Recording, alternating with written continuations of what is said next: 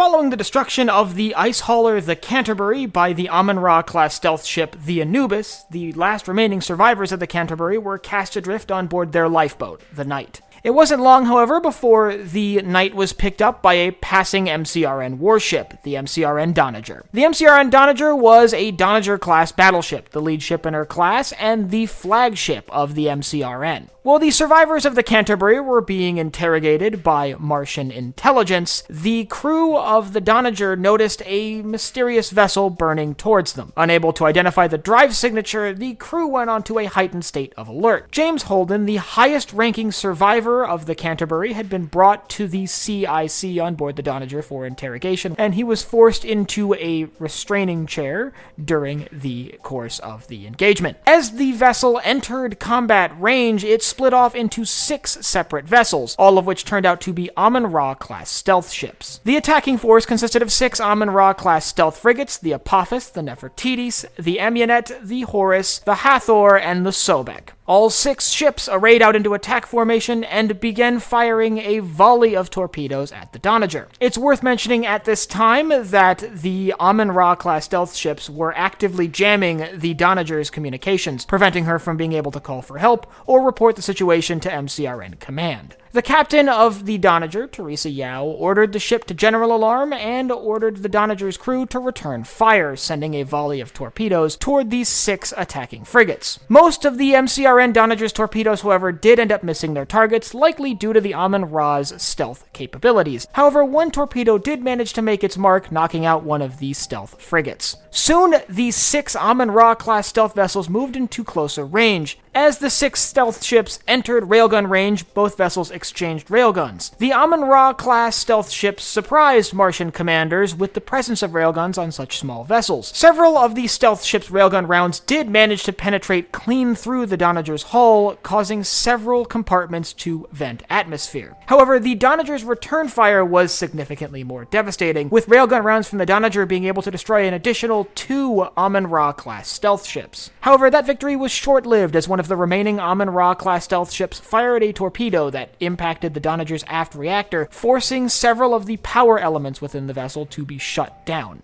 This crucially shut down the Donnager's engines, forcing the crew now to operate in an environment of zero gravity. As the railgun engagement continued, the vessels then moved into close PDC range, with several of the Amun Ra-Class stealth ships carrying out a close pass of the Donnager, and while the Donnager filled the space around it with PDC fire, ultimately managing to destroy one of the stealth frigates, the Amun Ra-Class ships seemed not to return fire with PDCs, instead deploying a series of breaching pods, boarding the Donnager. With the deployment of Protogen Marines on board the Donnager, confusion set in amongst the Martian Marines tasked with defending the ship. Uncertainty as to who was attacking them and where exactly the boarders had managed to board the vessel resulted in MCRN forces on board the Donnager being scattered and confused, with their command structure basically thrown off base. It's around this time that James Holden, the highest-ranking survivor of the Canterbury, who is still in the CIC of the Donnager, recognizes the attacking stealth ships as the same class of vessel that ultimately destroyed the Canterbury. Realizing the value of this information, Captain Teresa Yao orders Lieutenant Lopez, her executive officer, to get the surviving crew of the Canterbury off of the Donnager at all cost, insisting that they be taken to the docked Corvette-class frigate,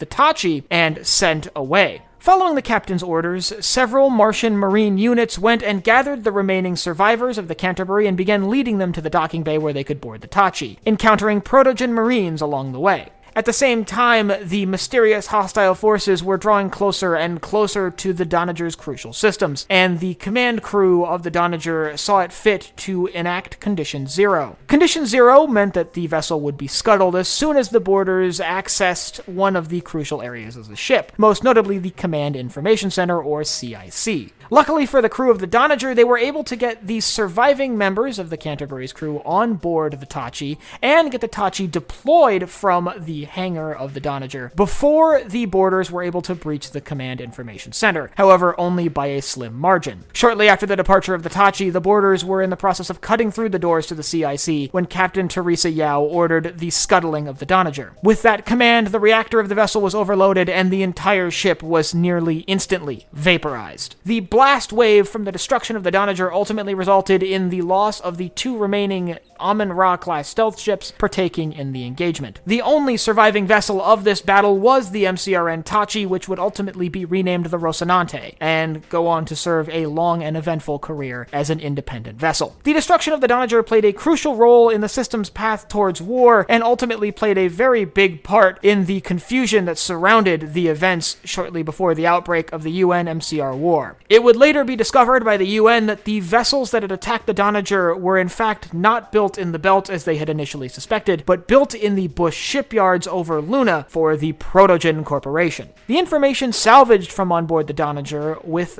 the body of Lieutenant Lopez, who had perished during the evacuation of the vessel, would ultimately be used to back up evidence presented by the OPA that the vessels were in fact not of their construction. Within the Martian Navy, the destruction of the Donnager was seen as an outrage, many blaming Earth for its destruction due to the unknown nature of the stealth ships. And ultimately, this battle pushed both powers of the system a little closer to war. However, one of the most interesting things about this engagement is it saw nearly the complete destruction of the Amun Ra-Class Stealth frigates in their entirety, with most of the class being involved in this engagement and being lost. The only 2 vessels to survive this engagement were the Anubis and the Osiris. The Anubis was ultimately infected by protomolecule and destroyed by the Rocinante after it was discovered, and the Osiris was tasked with defending a Protogen research team, which ultimately carried out the experiment on Eros. The Osiris was destroyed during the assault on Thoth Station, and if you'd like to learn more about that battle, I'll leave a link in the upper left-hand corner to my video on that. And if you have any other engagements you'd like to see covered in future episodes of Battle Analysis and added to the archive, leave that down below in the comments.